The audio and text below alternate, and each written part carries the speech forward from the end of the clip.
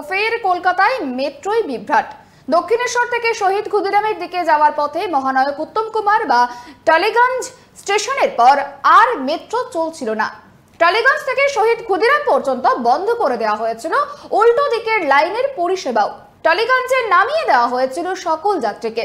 ফলে সপ্তাহের প্রথম দিনে ব্যস্ত সময়ে আবারও ভোগান্তির মুখে পড়েন মেট্রো যাত্রীরা। দীর্ঘক্ষণ পরে পরিষেবা স্বাভাবিক হয়।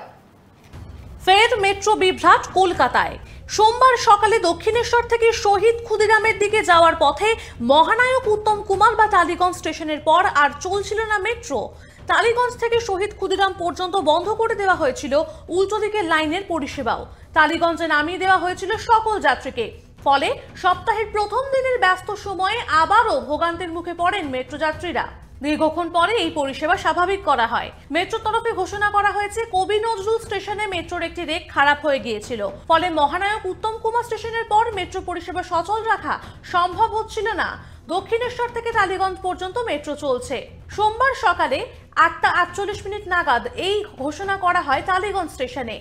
একইভাবে দক্ষিণেশ্বরের দিকেও মেট্রো ছাড়ছিল টালিগঞ্জ থেকে।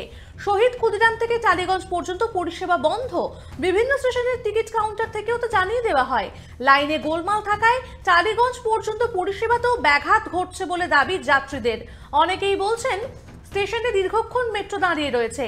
ময়দানে দাঁড়িয়ে থাকা একটি মেট্রোয় ঘোষণা করা হয়েছে, সিগন্যাল না থাকার কারণেই এই সমস্যা হচ্ছে। ভিড়ের চাপে অনেক ক্ষেত্রে মেট্রোর দরজা একেবারেই বন্ধ করা যাচ্ছে না। অনেকেই হাল ছেড়ে দিয়ে বিকল্প পথে গন্তব্যে পৌঁছানোর জন্য চেষ্টা শুরু করেছেন। কলকাতা মেট্রোয় এই যাত্রী দুর্ভোগ প্রায়শই লেগে আছে। কবি সুভাষ স্টেশনে মেট্রোর পিলারে ফাটল দেখা যাওয়ার পর ওই স্টেশনটি এখন বন্ধ করে দেওয়া হয়েছে। শহীদ ক্ষুদিরাম এখন প্রান্তিক স্টেশন, কিন্তু তাতেও সমস্যা মিটছে না। প্রায় প্রতিদিনই যাত্রীরা কিছু না কিছু অভিযোগ করছেন।